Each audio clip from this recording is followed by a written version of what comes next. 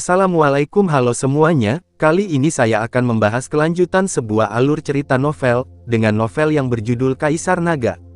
Jangan lupa buat teman-teman untuk like, komen, subscribe, and share ya. Yuk, tanpa basa-basi lagi, kita lanjut ke pembahasannya. Di episode sebelumnya, tubuh pemuda bermata segitiga langsung terbang keluar. Aku hanya tidak tahu bagaimana memuji, ada apa? Suara lemah Luming terdengar, disertai dengan suara sentuhan. Suara pemuda bermata segitiga itu mendarat dengan berat. Luming, kamu sangat sombong, apakah kamu benar-benar berpikir bahwa tidak ada yang bisa mengatasimu? Wajah kakak laki-laki Du itu suram. Luming tidak memberinya wajah sama sekali, dan menamparkan mata segitiga di depannya, yaitu menamparkan wajahnya secara tidak langsung. Tentu saja seseorang bisa mengatasiku, tapi sayangnya, orang ini tidak mungkin kamu. Luming tersenyum. Senior Brotherdu, Anda harus membalaskan dendam saya. Pada saat ini, Triangle Eyes berjuang untuk bangkit dan berteriak, tetapi sayangnya, satu sisi wajahnya bengkak seperti kepala babi, mulutnya berdarah, dan beberapa gigi telah jatuh udara lurus. Wajah kakak senior Du menjadi semakin jelek, dan di sebelahnya, beberapa murid Baiyin lainnya dari Bai Huyuan juga berjalan mendekat dengan ekspresi tidak ramah, tetapi mereka semua adalah master seni bela diri tingkat pertama. Luming ini masih sombong. Di samping itu, beberapa murid dari halaman lain menyaksikan, dan seseorang berbicara. Jenius memang seperti ini, tapi menurutku sudah terlambat. Bahkan seorang jenius pun harus bersabar ketika dia harus bersabar, karena seorang jenius yang belum dewasa hanyalah seorang pejuang biasa. Dia mendominasi secara membabi buta dan bertindak sesuai keinginannya sendiri. Temperamen, dia harus menderita. Anda optimis? Ya, pergi ke Du Feng. Dia akan segera menderita. Orang-orang di sampingnya berbisik. Luming, apakah kamu tahu mengapa banyak orang jenius jatuh lebih awal? Itu karena mereka tidak tahu bagaimana menahan diri, saat menghadapi lawan yang tak terkalahkan, mereka masih terlihat superior, jadi mereka jatuh tanpa tumbuh dewasa, kata kakak senior Du dengan nada dingin. Luming tersenyum ringan, itu tidak masuk akal. Saat menghadapi lawan yang tak terkalahkan, tentu saja kamu harus menahan diri. Kamu mencari kematian dengan sia-sia. Mengapa kamu harus menahan diri saat menghadapi lawan yang bisa ditekan dengan membalik telapak tangan? Orang-orang sedikit bingung, maksud Luming jelas, dia bisa menekan Du Feng dengan membalik telapak tangannya. Hahaha, Du Feng tertawa marah, dan berkata, aku mengerti bagaimana kamu membalikkan telapak tanganmu untuk menekanku. Boom, Du Feng melangkah maju, seperti palu berat yang menghantam tanah, dan terdengar raungan keras, dan aura di tubuhnya meledak, tebal dan kuat, seperti gunung. Saya tidak tahu seberapa kuat dari para prajurit dari seni bela diri tingkat ke-9. Dapat dikatakan bahwa seorang seniman bela diri dari seni bela diri tingkat kedua dapat membunuh sekelompok prajurit dari seni bela diri tingkat 9 dengan membalik tangannya. Tangan Du Feng bersinar, dan pedang panjang berwarna biru mengembun, seperti batu giok biru yang dipoles. Cok, Du Feng menebas Luming dengan pedang, energi pedang bersiul, sangat menakutkan. Ini lebih kuat dari Jian Wuchen. Mata Luming bergerak. Seperti yang diharapkan dari seniman bela diri tingkat kedua yang kuat, kekuatan tempur Jian Wuchen harus membunuh seniman bela diri tingkat pertama dengan mudah, tetapi dia seharusnya tidak menjadi lawan dari seniman bela diri tingkat kedua yang hebat. Namun, Luming bukan lagi seorang seniman bela diri Jiaoxiong. Ledakan. Bahkan tanpa melihat, Luming langsung meninju. Tinju itu ditutupi dengan lapisan cahaya merah menyala, membuat tinju Luming terlihat seperti bola api. Ledakan, hancur, tak tertahankan, Luming langsung menghancurkan pedang Ki Du Feng, pedang perang yang diringkas dari ki sejati, Del. Semuanya dikalahkan dan dihancurkan. Tinju terus membombardir. Bagaimana mungkin? Dalam sekejap, pupil Du Feng membesar dengan tajam, memancarkan warna yang tak terbayangkan, dan kemudian meraung, meledak dengan seluruh kekuatannya, mundur dengan cepat, tangannya bersinar, dan pedang spiritual yang nyata muncul, menghalangi dia ke depan. Tinju Tang Feng mengenai pedang perang Lingbing, dan kekuatan dahsyat meledak. Tubuh Du Feng meledak seperti peluru, dan menabrak dinding lebih dari 30 meter jauhnya, menghancurkan dinding, semburan asap dan debu memenuhi udara.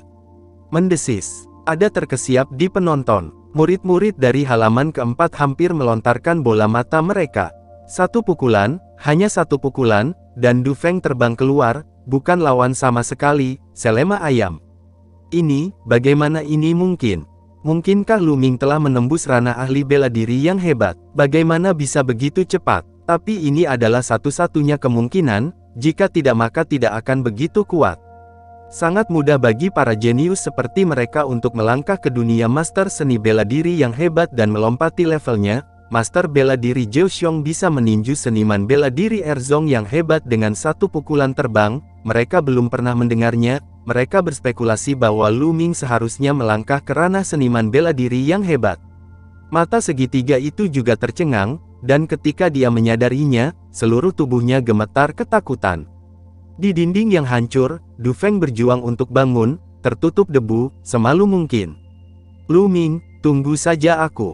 Kali ini, ada 3 atau bahkan 4 master seni bela diri yang kuat dari Akademi Macan Putih, mari kita tunggu dan lihat. Sangat memalukan bahwa dia tidak bisa tinggal di sana sedetik pun. Mata segitiga juga buru-buru mengikuti Du Feng pergi. Lu Ming tersenyum dan tidak peduli. Kakak Lu Ming, kamu menjadi lebih kuat. Pang Xi datang dan berkata, "Batu besar, sudah berapa hari kamu di sini? Ayo, ceritakan tentang situasinya." Lu Ming mengubah topik pembicaraan. "Aku baru di sini selama 2 hari. Keduanya datang ke kamp militer, dan Pang Xi memperkenalkannya pada Lu Ming. Menurut Pang Xi, suku Donyi menyerang kota Dong 3 hari yang lalu, tetapi mereka mundur setelah beberapa saat, dan tidak melanjutkan penyerangan selama 2 hari.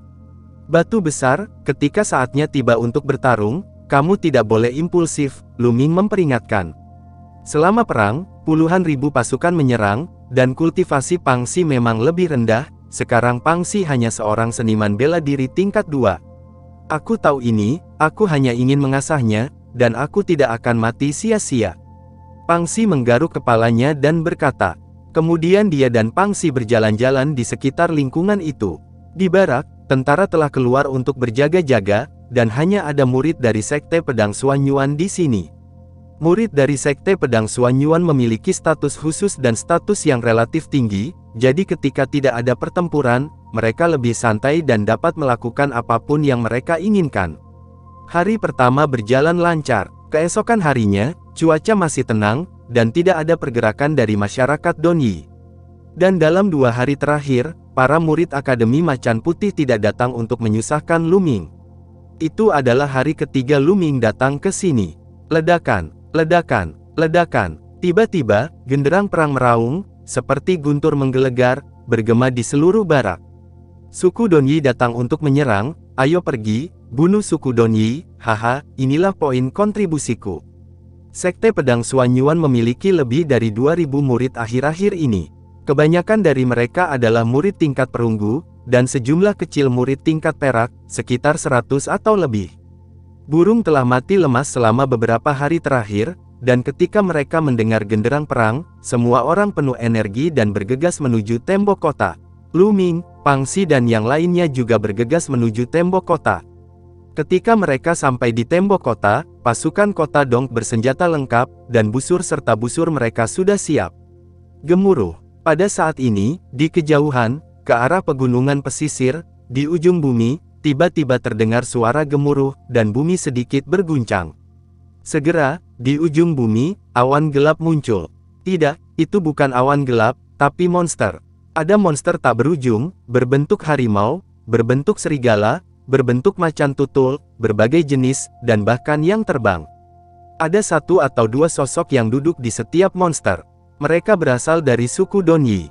Setidaknya ada puluhan ribu monster. Aduh, mengaum. Puluhan ribu monster berkumpul bersama, meraung dan mengguncang langit, berlari kencang di tanah, aura ganas mereka melambung ke langit, dan bergegas menuju kota Dong seperti gunung. Lalu setelah itu, bagaimanakah kelanjutan ceritanya? Next di episode berikutnya ya. Wassalamualaikum warahmatullahi wabarakatuh.